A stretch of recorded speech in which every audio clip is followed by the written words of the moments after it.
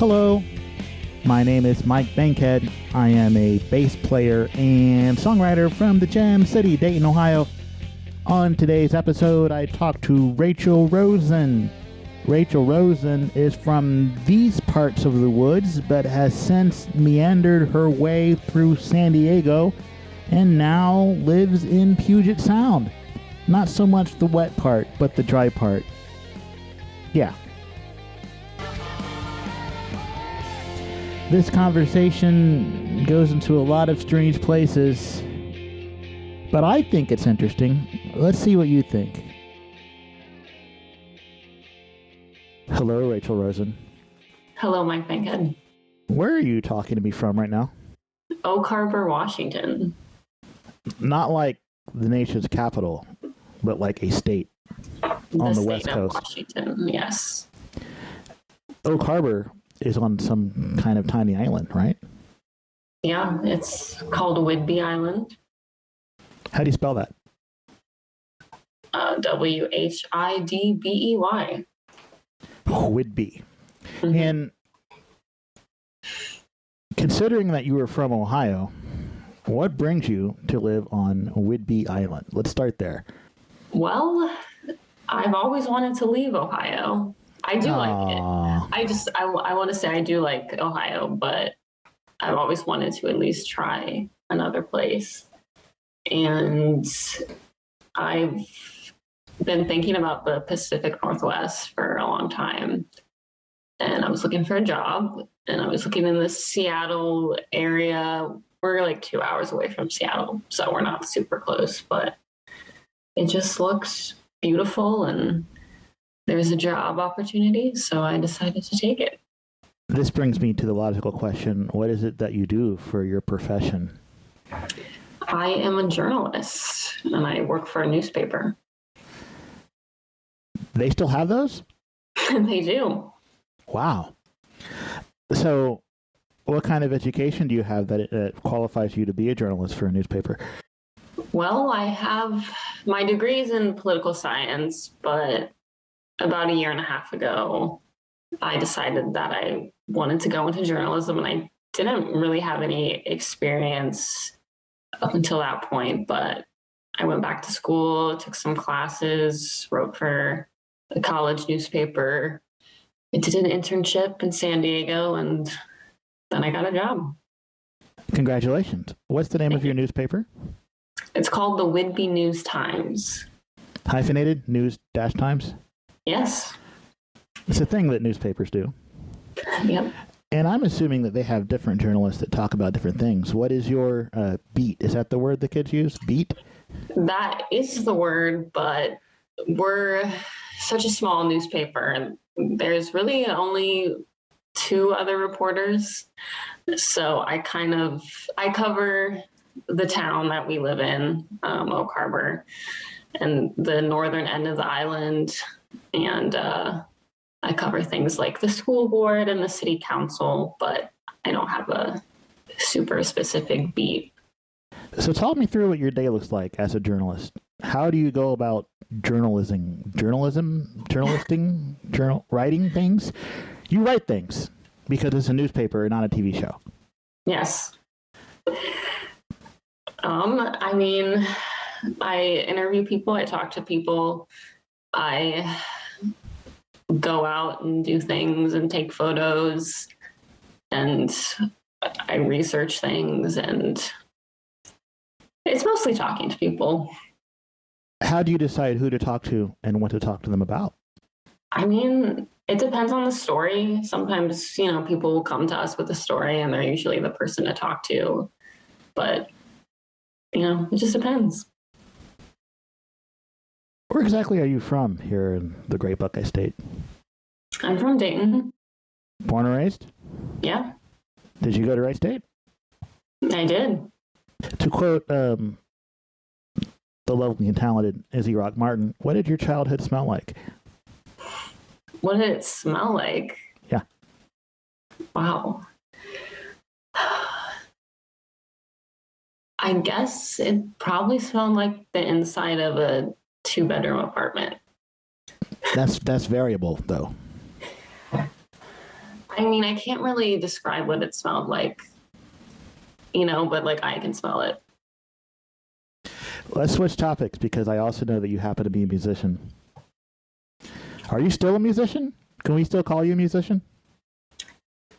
I mean, what would qualify me not being a musician? You telling me that I don't play music anymore and I'm a recovering musician? No, I still play. What was your first instrument and how did you learn? It was actually the violin, I think. We had to, when I was in elementary school, we were taught the violin, and I never really liked it, which I regret now, but I kind of think even then, like, I just wanted to play guitar, so I didn't care about the violin. But now I wish I knew how to play. Can you still read sheet music? It's been a long time, but maybe if I thought about it really hard, I could. So you mentioned guitar. When did you start learning how to play that? I started taking lessons when I was 9, I think. And yeah, that's probably because I read music for that. So that's probably when I would have like really remembered how to do that. What made you choose guitar? My older brother played, or I was taking lessons. So I wanted to do everything he did. And my dad was a musician. So it was just something I wanted to do from a young age. How long before you started writing your own songs? I think I started writing lyrics pretty early on, but I think I didn't like start writing my own music until probably high school, I want to say. Do you still write? I do. All right, so let's imagine that it's writing day. You're going to make some art. What's the first tool you reach for when it's time to write? It definitely starts with lyrics for me. Lyrics first. Yeah. I mean, it sounds cliche to be like, I'm always writing, but like... You're a journalist. You really should be always writing. But yeah, like I, like have a notes thing for, an app. The notes app is what I'm trying to say. I have a thing for lyrics and I just add to it all the time. And so that's kind of, that's what I start with. What happens next? I pick up the guitar and I start trying chords and chord shapes and whatever. And then I usually try singing over it and a melody usually comes out. And if I like it, I'll go with it. How soon till I get a Rachel Rosen record? I don't know. I've never recorded anything and I don't know. Now I just feel intimidated by it now. So. All right, now we have to dive into the why here. Why do you feel intimidated by the idea of recording? I've tried it and I'm not that great at it. Neither am I, and I keep doing it.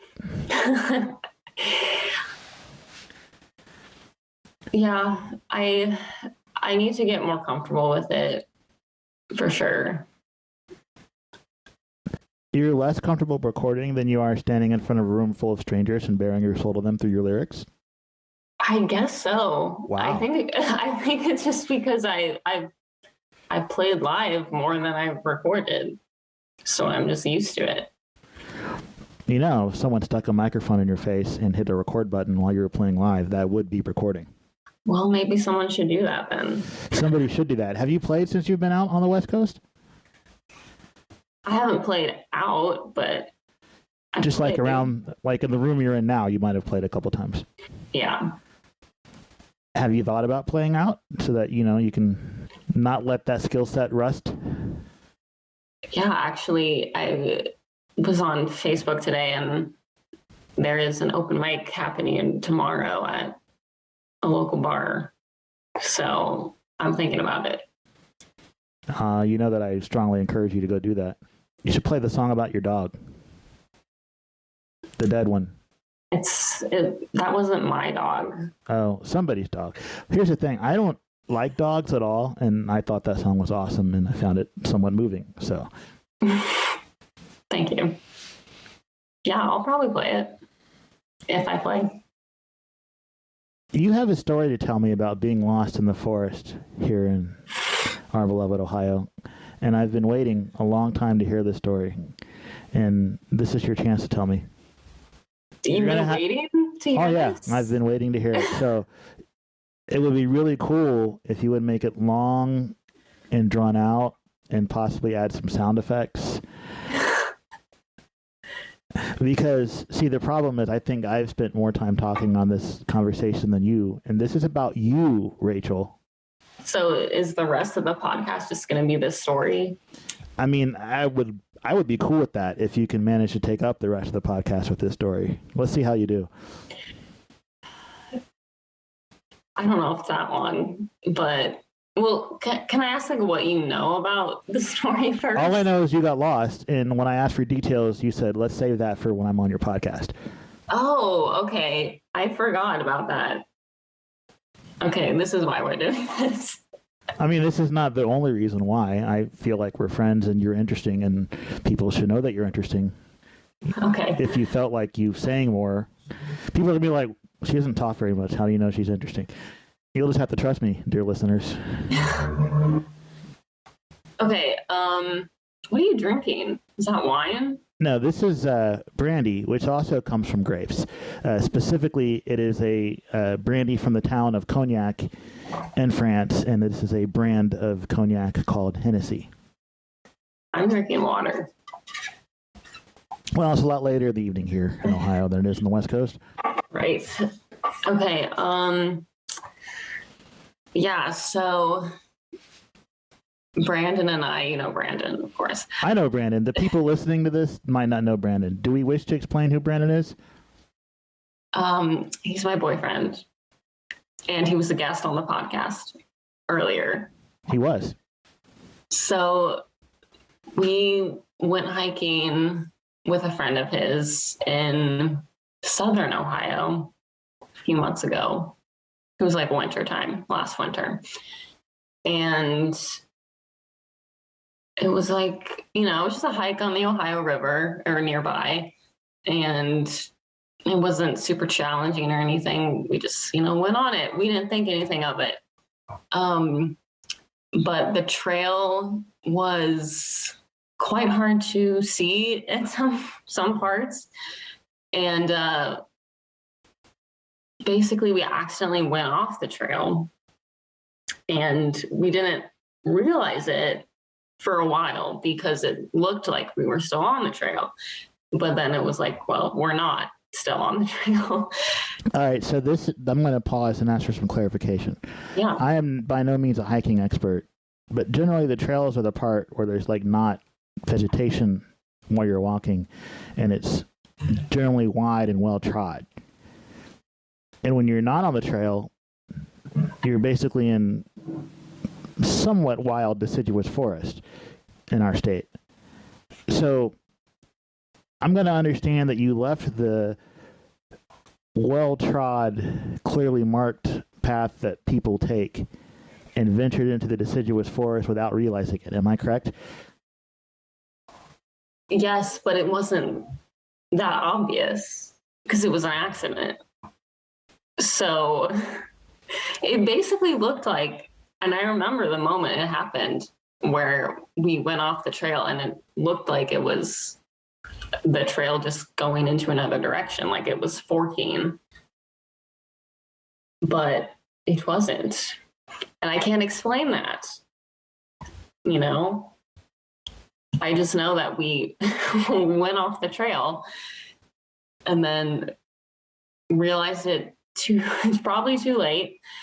And it was maybe an hour from the sun setting, and it was winter time. So it was pretty cold, and it was getting colder.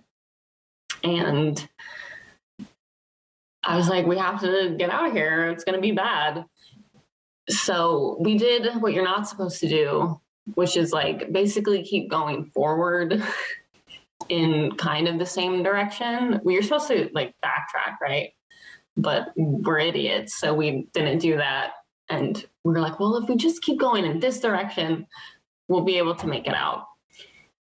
And, Brandon was running around like a crazy person because that's how he is. And I don't know if it was because I was the only woman there, but I was like, I think we need to call 911 just to be safe. It's really cliche that the woman's the person that wants to ask for directions, but continue. I know. But I was like, soon it's going to be dark and we're not going to be able to see. And I just want someone to at least know that we're out here. So I called 911, I think for the first time in my life, pretty sure, and explained the situation. And for some reason, it seemed really hard to explain. And then they were like, we don't know where you are. Like, we don't know where that is. And I ended up having to add the 911 call operator on Snapchat so I could share my location with her so she could tell the cops where we were. The short way to say that is dispatcher. Dispatcher. I know that because my mom did that for a living for 30 plus years. Wow. So she dealt with people like me, I guess. I'm going to ask her, but I'm thinking she probably did not deal with anyone like you.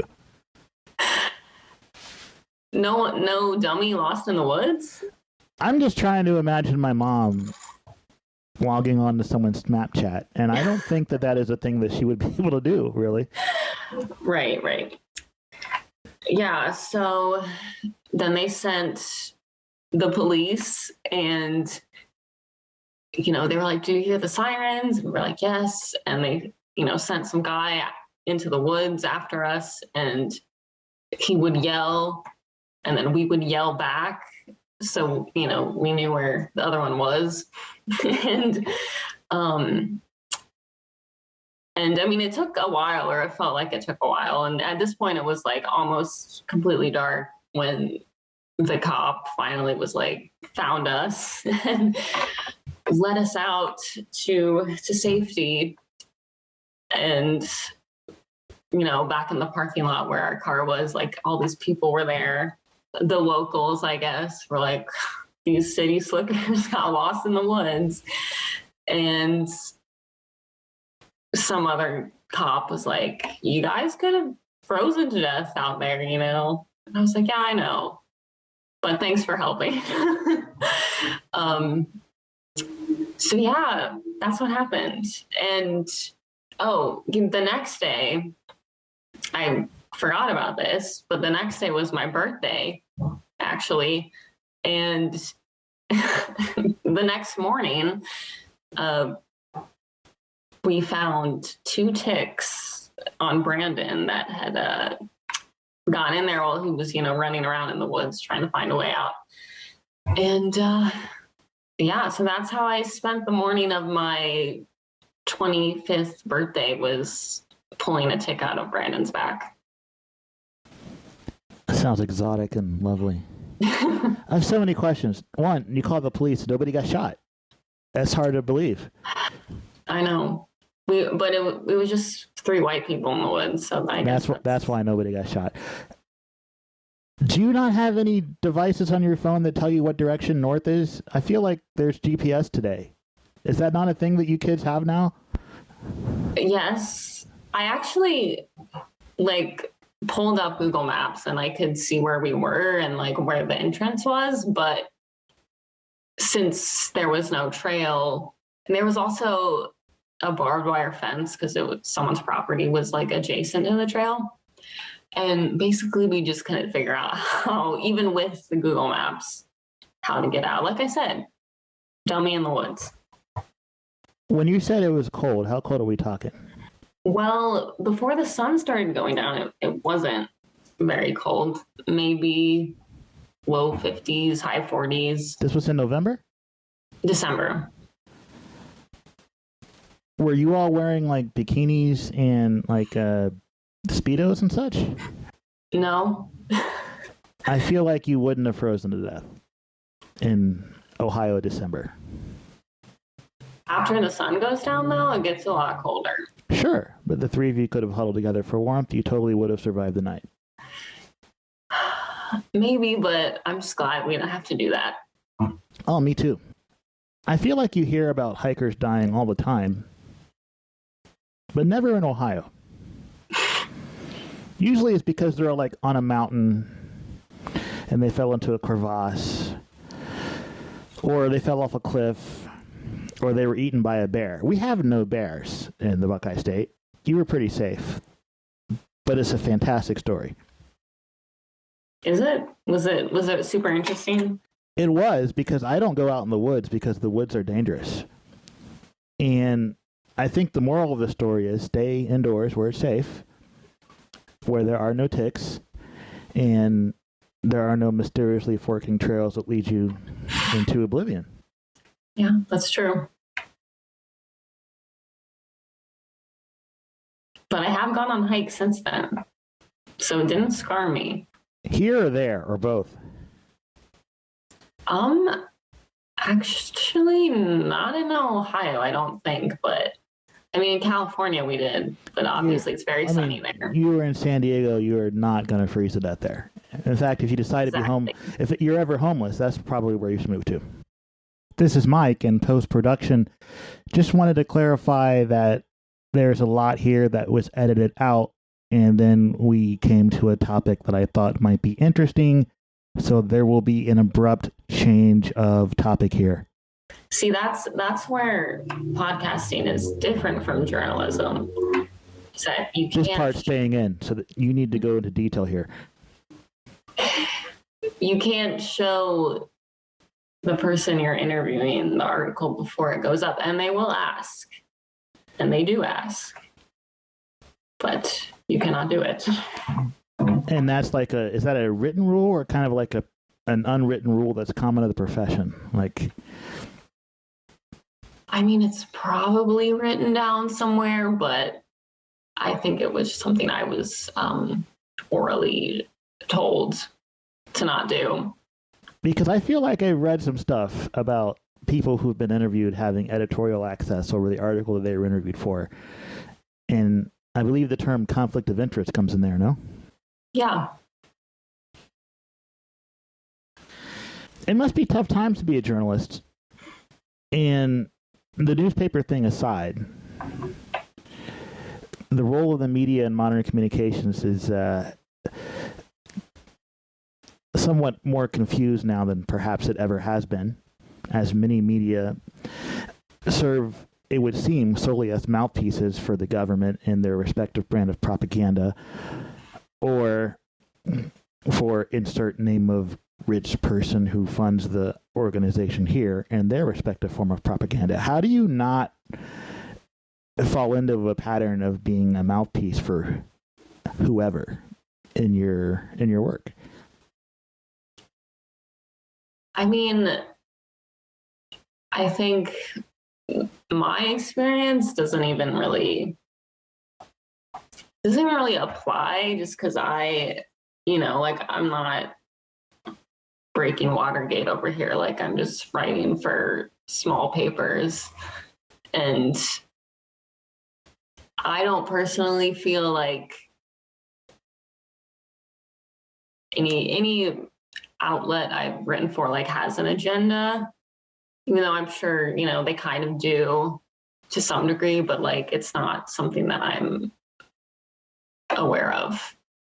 I've never felt like, I was being policed in what I could and could not report on so far. You said that your stories are generally assigned to you. Yeah. Do you ever get to choose your own subject? Yeah, so I've been at this paper this is my third week. It's a Tuesday.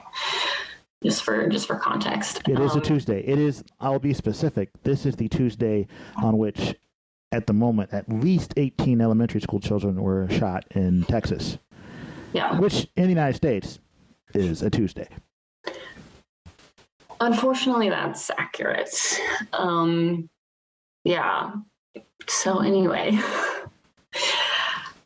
the one story I've pitched so far was about the baby formula shortage, because it's affecting people here just like everywhere else. So I did a story on that. Your musical influences, who might they be? Let's see. I'm trying to figure out what I want to say. I'll talk about an early influence for me was a band called Say Anything.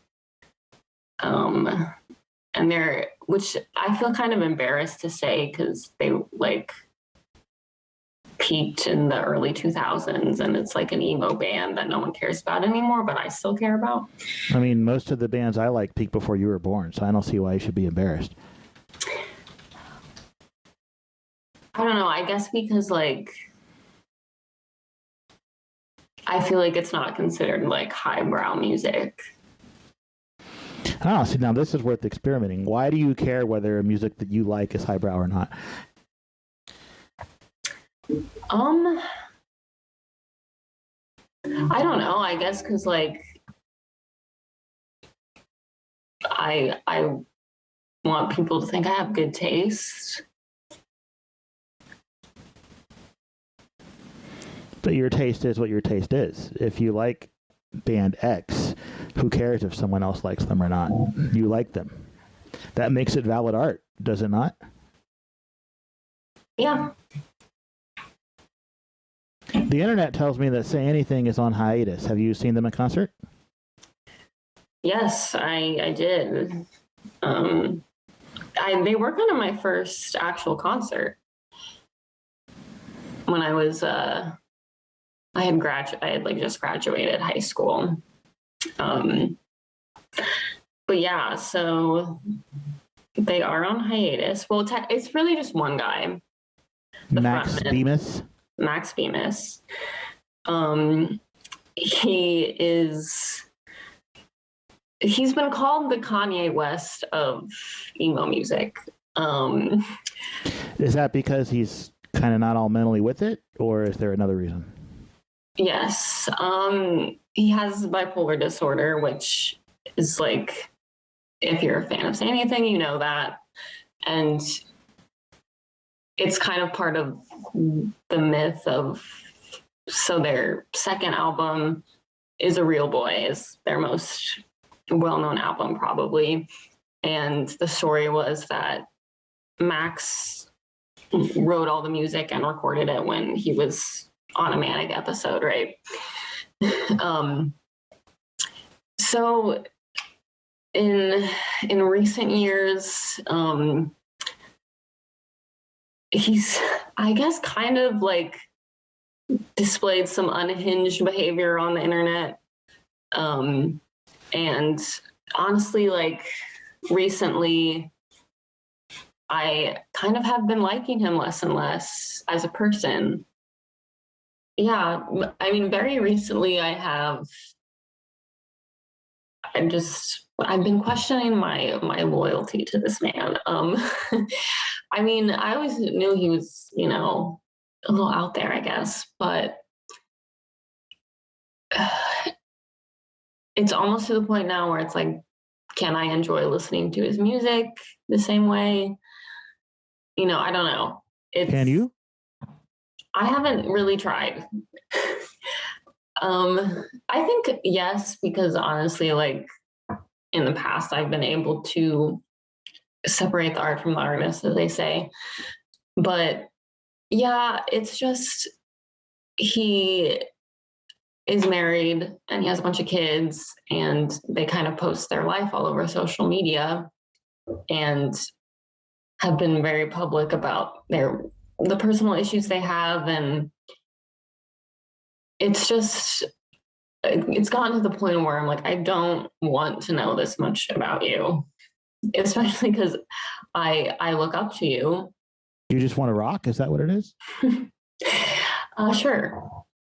But, you know, like, I don't want to, I mean, maybe this sounds harsh, but like, it's like, I don't want to see that you're not doing well, that you're not a well-adjusted adult in your life, I guess.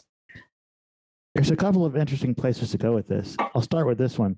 What drew you to their music, to their art in the first place? I mean, the album that I mentioned Is a Real Boy. It's pretty amazing. It's just, it's like pop punk, pop rocky, that kind of thing.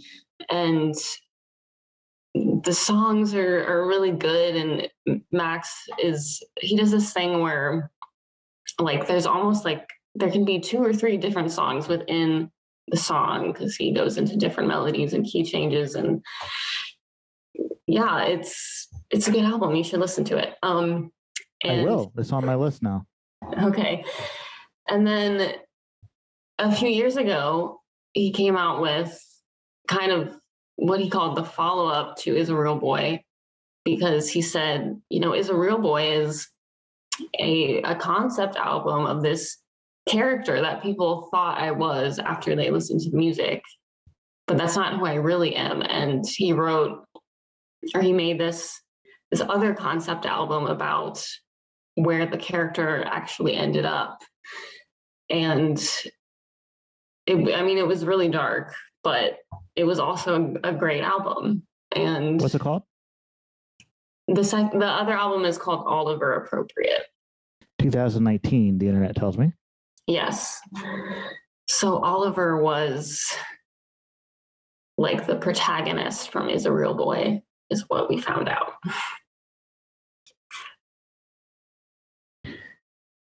Was any of your affinity for this band based on having a similar cultural background as the songwriter?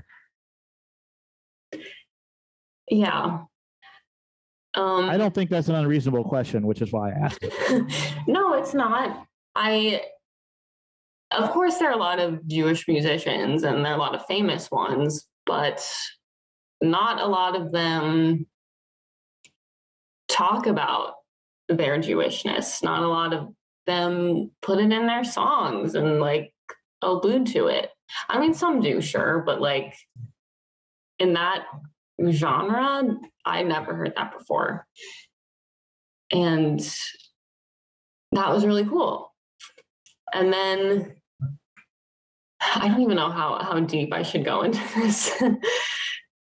But basically, he ended up getting married to a Christian woman, which is fine, of course, and kind of came out and said, you know, I'm Christian now.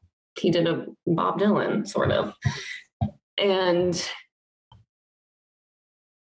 there's nothing wrong with that, but as someone who,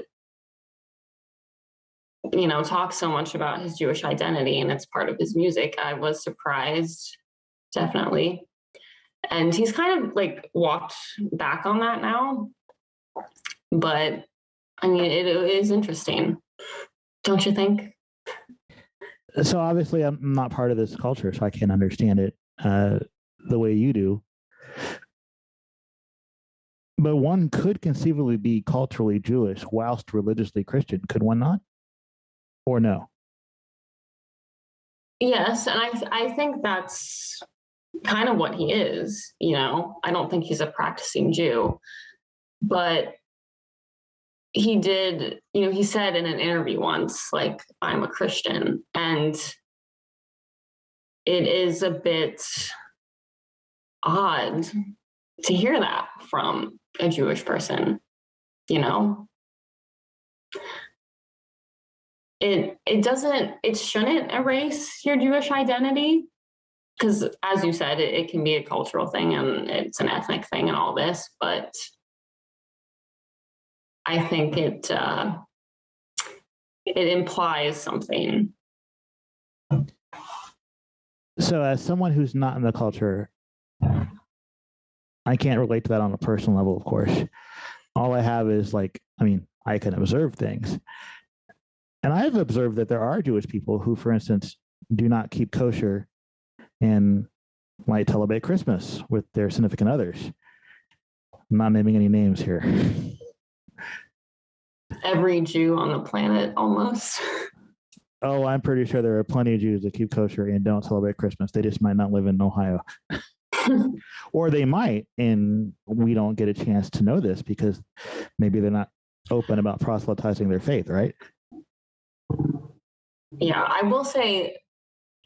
can say most Jews don't keep kosher. Just statistically, that is accurate. Good to know. I wouldn't know. See, I'm learning on this podcast. All right, so I actually had a second question to ask you, but this is fantastic because this part about his cultural and religious identity kind of leads into that. And by they, I mean people who are in music marketing and try to help us indie musicians do stuff. They tell us, generally speaking, that no one cares about your music until such time as they get to know you. And until then, it's all about how you present your brand, what you look like, your story, and who you are as a person. And even once people like your music, they always tell us, by they, I mean these same new nebulous people that give us advice, make sure that who you are as a person comes through because it matters more often. More often it matters more than your music, which I don't think it should, but that's what I'm hearing. But from what you've just said, you want to hear less about how this person is as a person and more about the music. Is that right? Yeah, I mean, don't we all? I feel like a lot of people, you can start to dislike famous people once you know more about their personal lives. Absolutely. But it's just weird that any of the advice that you listen to that people give indie musicians is show as much of yourself and your personality in your life as you possibly can, because that is what people want. And here you are saying, I don't want that, rock, Yeah. Yeah, I don't know if it is odd for me to say that, but it's what I'm seeing is a little bit of a train wreck. So, isn't there a time-honored tradition of artists being completely messed up, though? Yes, but it's hard to watch, especially when they have a family, and especially when they post their family all the time, and you become invested in their lives. And then you're like, what are you doing? You see them making decisions that maybe aren't the best. And it's like, maybe I just need to unfollow you on Instagram and not worry about it. I think what you're saying is that you've done grown up, right? Now that you're grown and you're an adult that is somewhat mature, you're looking at a person that should be, and you're like, was with you, right? Yeah. I mean, that's true. Because when I started looking up to him, I was a teenager. So yeah, you grow up. Which everyone does. I mean, let me rephrase. Everyone should. Mm-hmm. Definitely not everyone does. So would you say to say anything has been an influence on your art personally, or is it just something that you like to listen to get out those angsty teenage feelings? Which we all somewhat, I mean, I still have angsty teenage feelings and I'm 44, so. I mean, I would think so. I mean, what I do is very different than what he does, but if I could do it, I would, you know what I mean? If I was in a band and I could make really loud music, I feel like I would hope that I would make music like him. I feel like there might be musicians in the Pacific Northwest that you could conceivably recruit to be in a loud band with you. Yeah, that's true. You live with a guitar player and you play guitar. So really all you need is a rhythm section. I guess so. It's the optimist in me trying to push you to make rock and roll. No, I know. I appreciate it. I want it to happen. You've done quite a bit of travel, and I know this because when you started dating Brandon, I might have stalked your social media stuff and looked up all your past posts. Okay. Yeah, I apologize for that. I didn't comment on any of them, which is really creepy. If you comment on a post that's 4 years old, right? They tell me that's creepy. Yeah, it's creepy. Okay. I don't know. I'm old. I don't know what I don't know what the etiquette is. So you've done some travel and such. Can you tell me about some of the places you've been? So I assume that you're referring to some international trips I've taken. Yep. Which before then I hadn't really traveled in the US very much. Like only in the past couple of years have I really I've crisscrossed the country a couple of times. So I've seen a lot more of America. You've seen more of America than I have, and I'm pretty sure about that. Okay, so you prioritize international travel. America is very homogenous cultural wise. On the surface, I should say that it's not if you dig deep. That's hard to do if you don't have a lot of time to spend in a specific community and then go find people that are not colonizers, you know? But, you know, there's an Applebee's on every exit or McDonald's. I mean, you have a Home Depot on your island, Rachel, or Yes. in a Walmart. We do have a Home Depot too. It's a homogenous country, which is weird considering how big it is. So I find personally, this is not, you know, obviously your mileage might vary. I find international travel more mentally and emotionally stimulating. That said, I like cities, even domestic, and there are some fantastic natural phenomena here that I'd like to see. I've not been to the Grand Canyon or Yellowstone, for instance, and I know you've done both, right? Mm-hmm. So, I mean, those are the kind of things that I would like to see domestically. But yeah, I was interested in your international travels. Yeah. So I went to France when I was in college. I did a summer study abroad. How long were you there? 5 weeks. Oh, dear me. All right. So France is my favorite place to go, and Paris is my favorite city. So, and I have not been there for 5 weeks at a time. The longest I've done has been 3 weeks. Okay. I mean, I was only in Paris for like 5 days. And then I was in Lyon for the rest for 4 weeks. Right. I've spent exactly 1 week in Lyon when I was 21 and lived in the suburbs with a family and actually got to town one day. So you've seen much more of Lyon than me. And that's one of those places I want to go back to. But yeah, anything you want to tell me about your time in France, I'm like rapt attention. It's my place, you know, it's my jam. I mean, It's my confiture. Sorry, French joke. Well, it was my first trip abroad. It was my first time traveling alone, really, even though I wasn't really alone because I was in a study abroad program. But I mean, honestly, it was very overwhelming. And I had planned to like stay there an extra month after my classes were over and just travel around Europe, obviously, as you're supposed to do. And I ended up coming home right after my classes because I didn't have anyone to travel with. And I thought, you know, my dumb 21-year-old self was like, well, that's not a problem. I'll just do it on my own. But I never done it before. And I was I was on a different continent and it was just too overwhelming, basically. And I just didn't know what I was doing. And I realized that. So I ended up going home earlier than I thought. And I mean, it was definitely, you know, like an amazing time. And I saw so much and I experienced new culture and a new language. And I had never done any of that but it was also like hard, and I feel like I guess people do talk about that with study abroad, like it can be challenging. But since I was there for such a short time, I don't know. I just feel like the other kids I was with, like they didn't experience that. They were just having a great time. I was struggling a little bit. So yeah. But ever since then, I've always wanted to go back, and I still want to do a backpacking trip in Europe.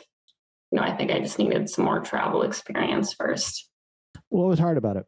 You said it was hard. It was hard just because,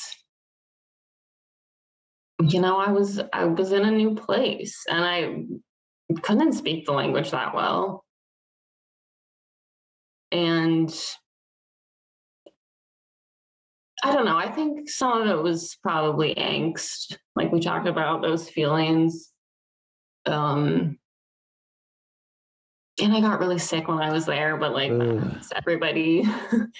Like I came home, I had bronchitis and like a sinus infection in one of my ears. Like it was, I was like pretty sick. So I was kind of sick for the last week or so, but so yeah, I mean, it was challenging, but in a good way. Yeah. I mean, I really want to go back. Well, I have a trip coming up actually, not to Paris, but to Europe. Alone or a couple trip?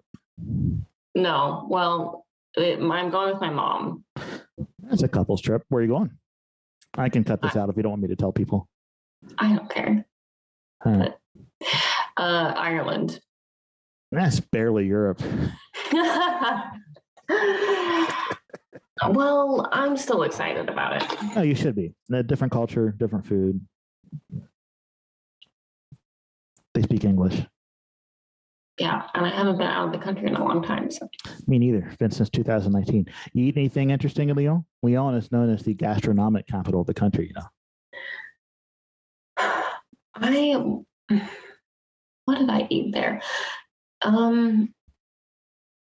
Oh gosh, they're famous for something. Like they're famous for many specific. Things.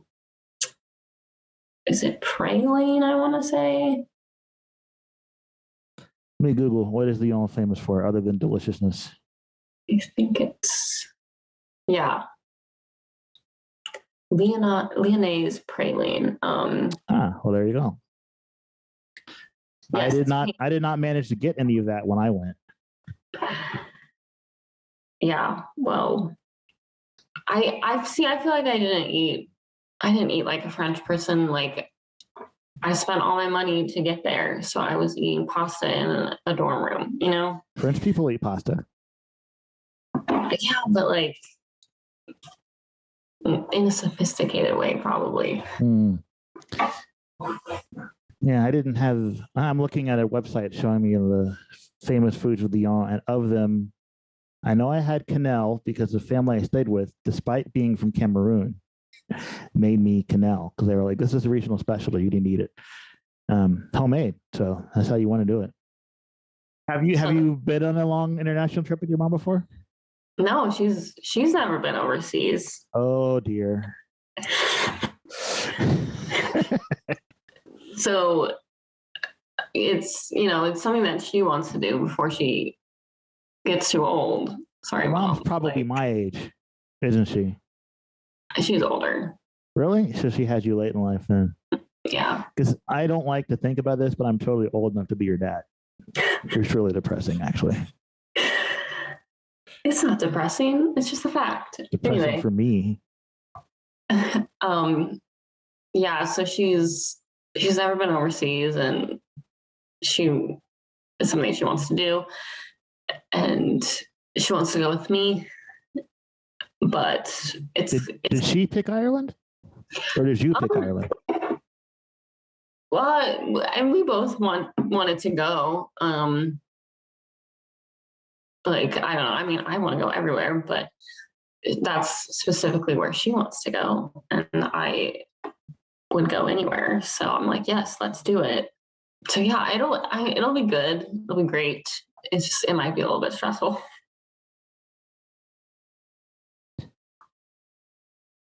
You're not going to the part of Ireland that's in the UK. You're going to independent Ireland, right? Yeah. All right. That means you'll need euro. Yes. I don't really know much about Ireland. They speak English and Gaelic, but you'll be fine. They speak English. That's what I'm saying. Because what we're doing is, it's like what do you call it?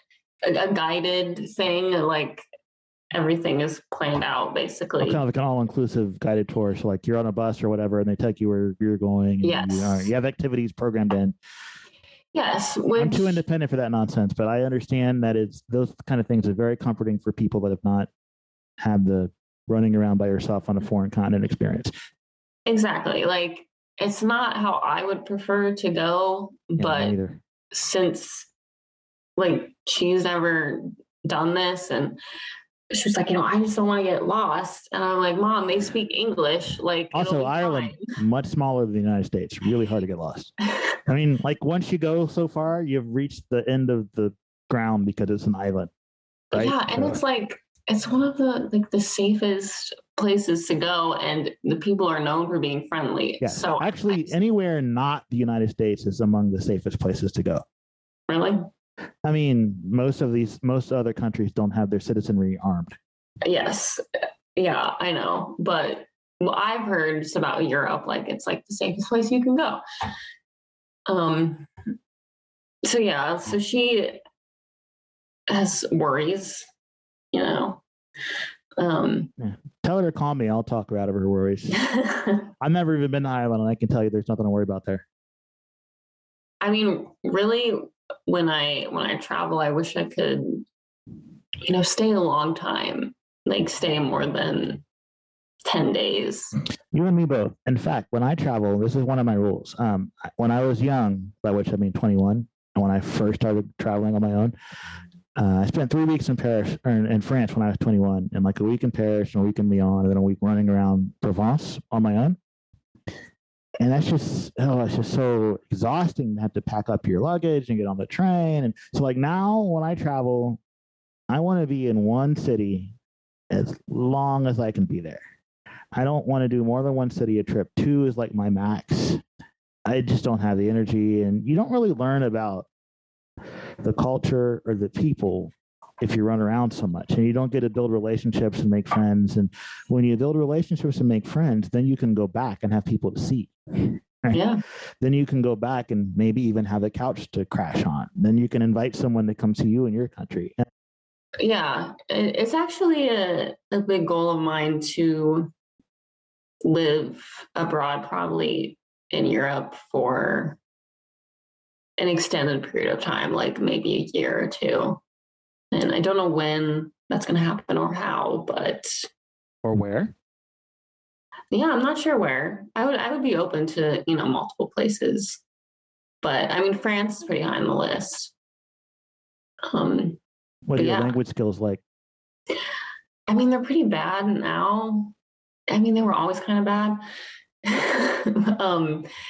But I feel like it's something I could kind of get back and I get better at if I was actually living there. So French is what you studied? Yes. Anything else? While I was in France, I took an art class, like drawing. And then, just a couple, and a photography class, actually. I just had a phone, so it doesn't really count. I mean, phones are better cameras than the cameras I used to take over there. Trust me on that.